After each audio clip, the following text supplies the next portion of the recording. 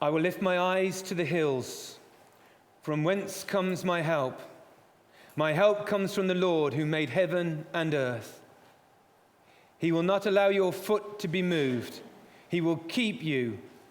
He who keeps you will not slumber. Behold, look, he who keeps Israel shall neither slumber nor sleep. The Lord is your keeper. The Lord is your shade at your right hand. The sun shall not strike you by day, nor the moon by night. The Lord shall preserve you from all evil. He shall preserve your soul. The Lord shall preserve your going out and your coming in from this time forth and even forevermore. So this next psalm, again, has the thought of longing for God's presence in it. It's a song of the great ascent. And the title we're giving this one is A Secure Pilgrim. A secure pilgrim journeying to God's presence. And this psalm is a psalm of dangerous travel, but total security. In this psalm, 6 times the Hebrew word or a form of the Hebrew verb to keep or to preserve is used. It's a psalm emphasizing your safety in the Lord, in our God. And we're just going to think about this secure pilgrim under 2 brief headings this evening. The first one is the fear of not making it. And that's probably a fear that comes upon a Christian at different times and in different ways, and it can be a real fear. What if I don't make it? That can come upon us. And I want you to imagine here the temporary resident. Remember that one from Psalm 120?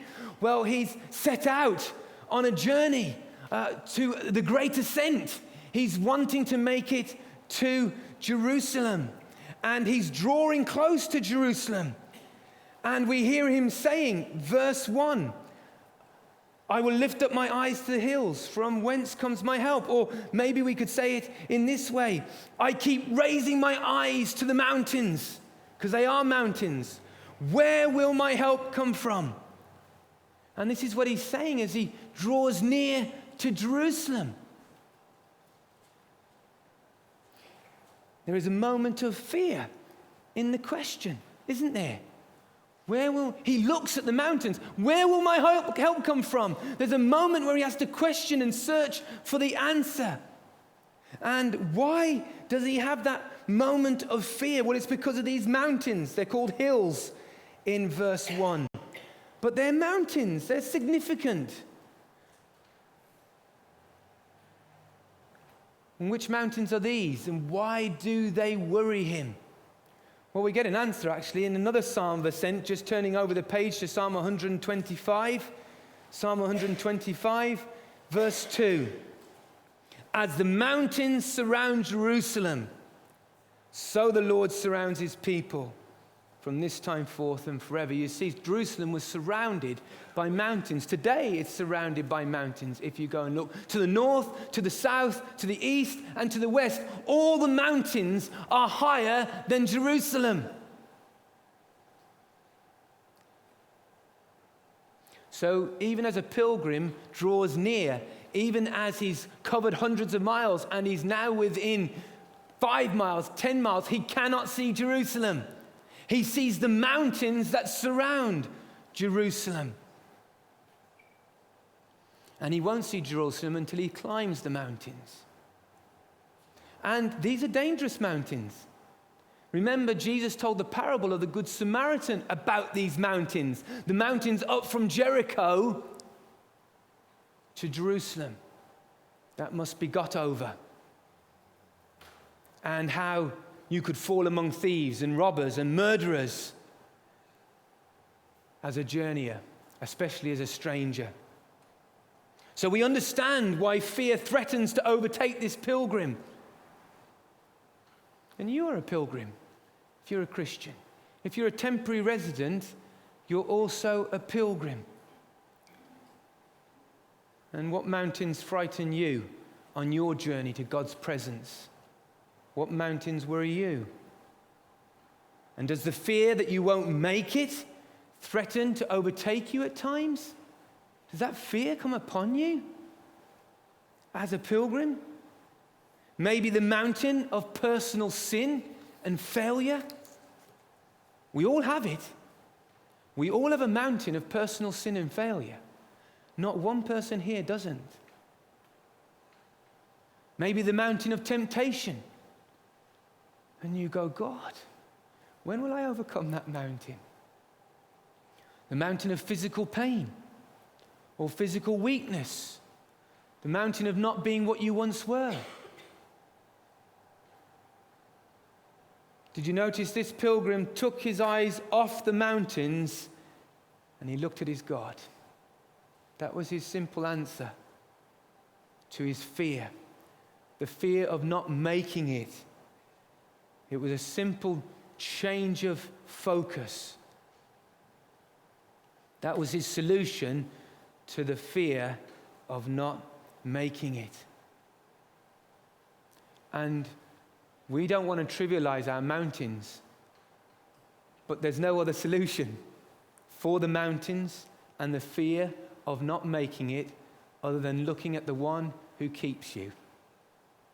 The one who has promised to keep you secure and preserve your life until you get there. So our second simple point is the faithfulness of the Lord. That's what breaks upon this pilgrim. The faithfulness of the Lord. I will lift my eyes to the hills, from whence comes my help.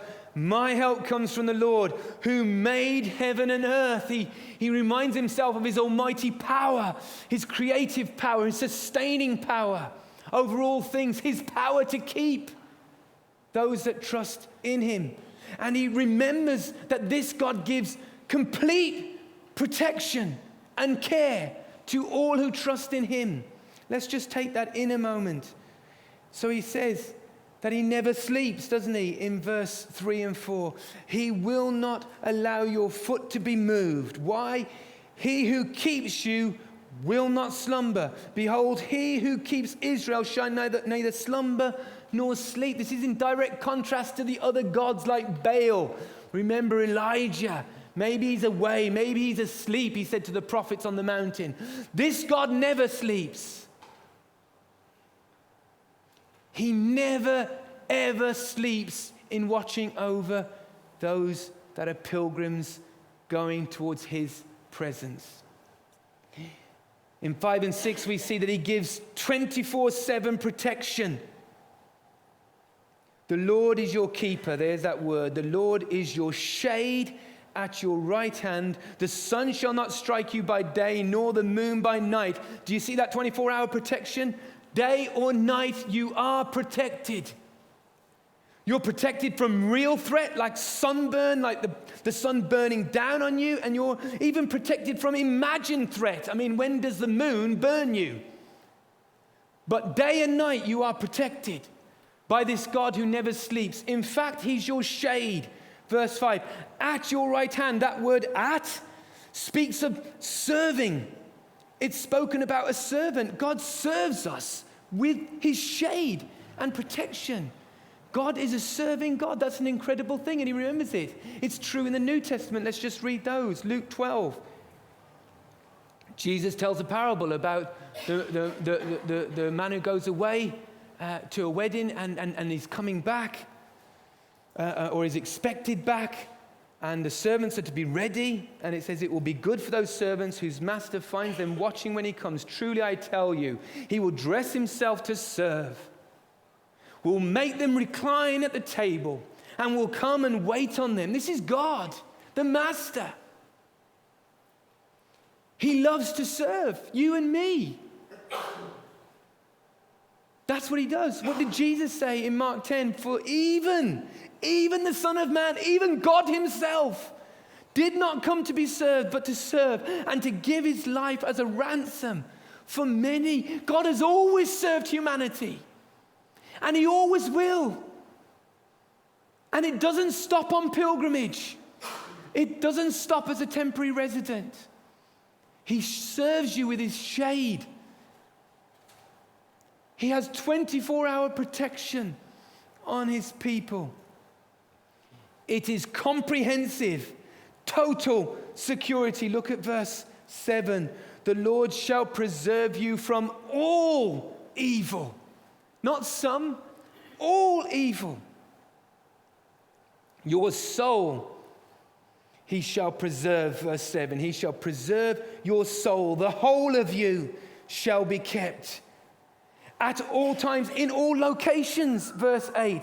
You're going out and you're coming in wherever your feet take you. There is no location where his shade won't be upon you. It is comprehensive, total security. There is no gap in God's protection. And he gives it eternally. It's eternal security for the frightened pilgrim. Verse 8 at the end, from this time forth and even forevermore. From the time of pilgrimage, forevermore.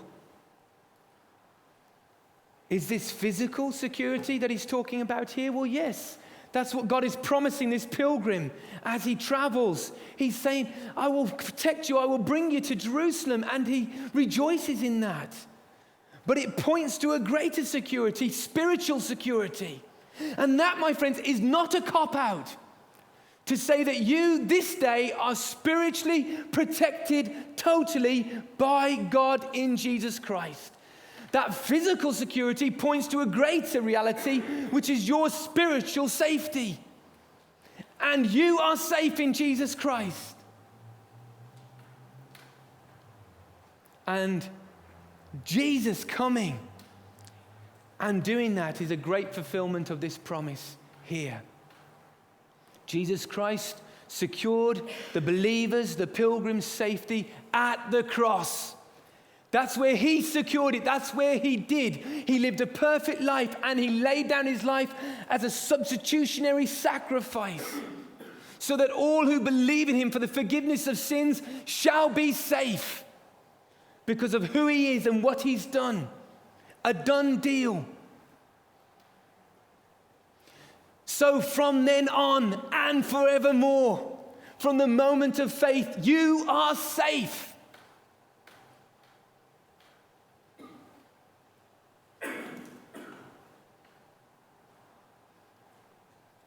That's how safe this pilgrim is.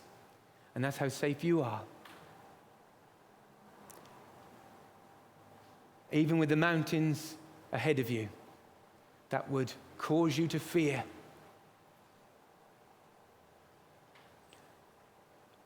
All my nephews pretty much are grown up except a few. But many years ago, when I was a bit stronger, I would wrestle my nephews, and sometimes I might have some sweets in my hand, and they're trying to pry back your fingers one at a time as they do. They want that sweet. It's not that safe at the moment, but then in one motion, safe. They can't get it. They can do what they like. Well, I suppose they could do what they like, but they wouldn't do that. It's safe. Safe. That's how safe the pilgrim is. In Jesus Christ. In Christ. Untouchable spiritually.